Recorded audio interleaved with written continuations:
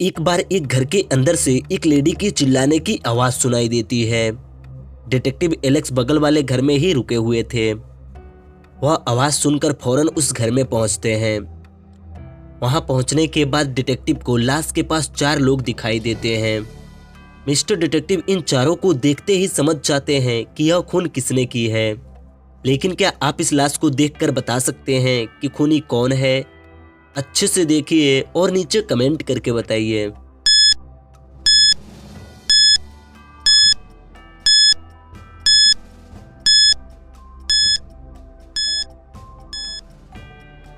Detective जब इन चारों को देखते हैं तो उन्हें इन चारों के पास एक एक चीज दिखाई देती है और यह खून इस लड़के ने की है।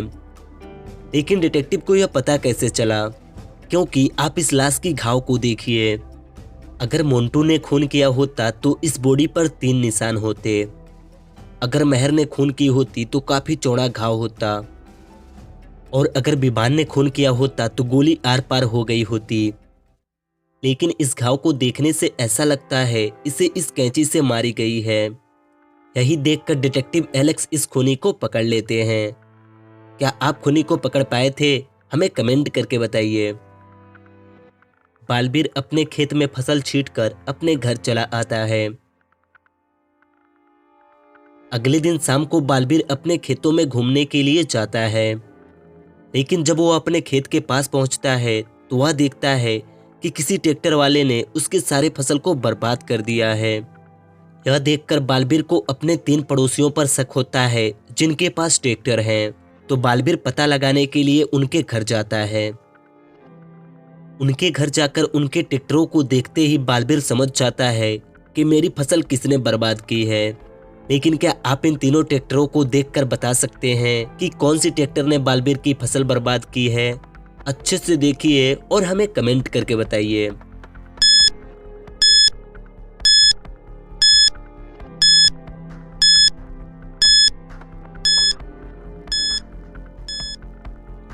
बालवीर जब इन तीनों ट्रैक्टरों को अच्छे से देखता है तो वह समझ जाता है कि मेरे खेत में मानव की ट्रैक्टर गई हुई थी। लेकिन बालवीर को यह पता कैसे चला? क्योंकि बालवीर की खेत गीली थी और सिर्फ मानव के ट्रैक्टर में ही कीचड़ लगा हुआ है। यही देखकर बालवीर समझ जाता है कि मेरी फसल मानव ने बर्बाद की है। वैसे क्या आप समझ पाए थे? अगर हाँ तो अभी इस वीडियो को लाइक कीजिए। एक बार सत्यम अपनी एक नई फोन लाकर अपने दोस्त करण को दिखाता है। तो करण एक मुहावरे में सत्यम का मजाक उड़ाता है। मुझे अपनी डैश बेचकर डैश चलाने की कोई शौक नहीं है। इस मुहावरे को सुनते ही सत्यम नाराज हो जाता है। लेकिन क्यों? क्या आप इस मुहावरे को सॉल्व करके बता सकते हैं कि करण ने सत्यम से क्या कहा? अच्छे से सोचिए और कमेंट कीजिए।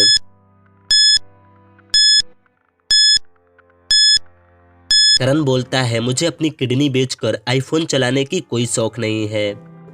क्या आप इस मुहावरे को सॉल्व कर पाए थे? नीचे कमेंट करके जरूर बताइएगा। एक बार अनन्या मार्केट से शॉपिंग करके घर आ रही थी। तभी पीछे से एक कार आकर अनन्या को ठोकर मारकर चला जाता है। पुलिस भी पास में ही थी तो वह फौरन उस जगह पर पहुंच जाते हैं। किसी तरह अनन्या उठती है और पुलिस को 3 लोगों का नाम बताती है जिन पर अनन्या को शक होता है।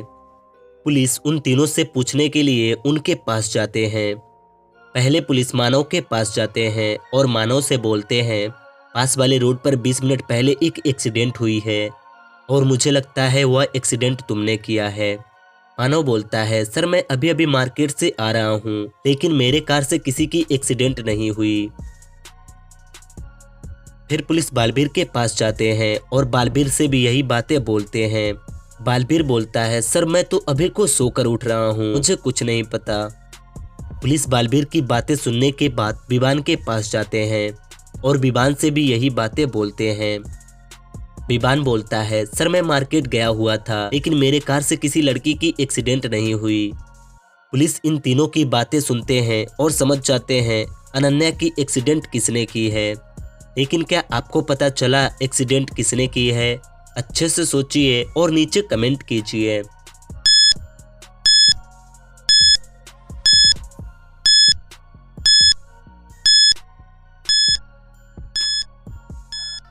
पुलिस जब विबान की बातें अच्छे से सुनते हैं तो वह समझ जाते हैं अनन्या की एक्सीडेंट विवान ने ही की है।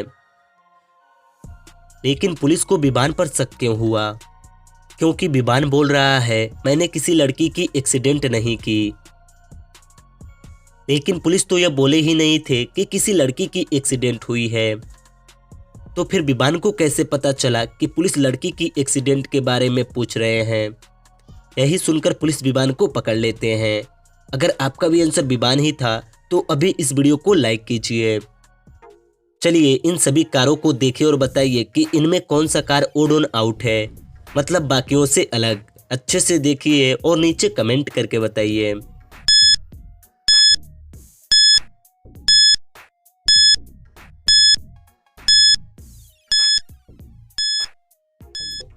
दोस्तों इनमें यह डी नंबर वाली कार बाकियों से अलग है, आप देख लीजिए। मानो कि एक बड़ी कंपनी में मैनेजर की जॉब लग गई थी। मानो इस जॉब से बहुत खुश था। वह इस कंपनी को अपनी कंपनी समझकर काम किया करता। एक दिन मानो अपना काम पूरा करके घर जाने वाला था। तभी उसके ऑफिस में उसे एक 2000 की नोट गिरी हुई दिखाई देती है। मानो उस नोट को उठा लेता है। उससे लगता है शायद यह पैसे उन तीनों में से किसी एक कर्मचारी की है जो मेरे ऑफिस में आते हैं।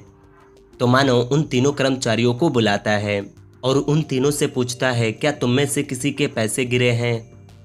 तो वह तीनों कर्मचारी बोलते हैं हाँ सर, मैं कुछ देर पहले यहाँ पर आया था तो मेरे पैसे गिर गए थे। यह सुनकर मानव सोचने लगता है इनमें कौन सही बोल रहा है और यह पैसे किसके हैं। यहाँ पर तो यह तीनों बोल रहे हैं कि मेरे पैसे गिरे हैं। मानव कुछ देर सोचता है और एक बहुत ही अच्छा दिमाग लगाता है जिससे कि वह पैसे उस कर्मचारी को मिल जाते हैं जिसका पैसा गिरा था। लेकिन क्या आप बता सकते हैं कि मानव ने क्या दिमाग लगाई जिससे कि वह पैसे सही कर्मचारी को मिल गए? अगर आपको पता है तो आप हमें कमेंट करके बताइए।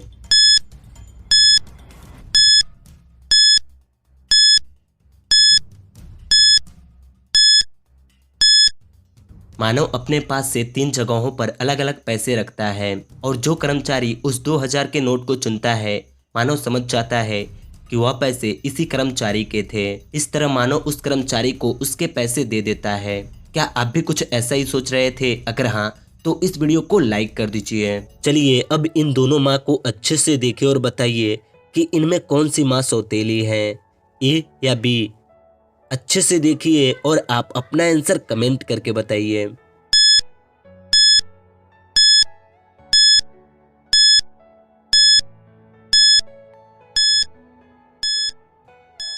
दोस्तों मुझे आपका आंसर तो नहीं पता कि आपने क्या कमेंट किए हैं, लेकिन अगर मैं अपनी बात करूं तो मुझे लगता है कि इनमें यह ए नंबर वाली माँ सौतेली है।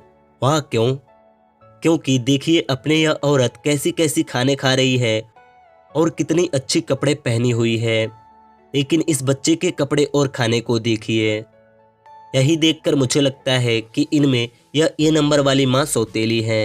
वैसे आप किसके बारे में सोच रहे थे हमें कमेंट करके जरूर बताइएगा। अगर आपको ये वीडियो पसंद आई हो तो इस वीडियो को एक लाइक कर दीजिएगा।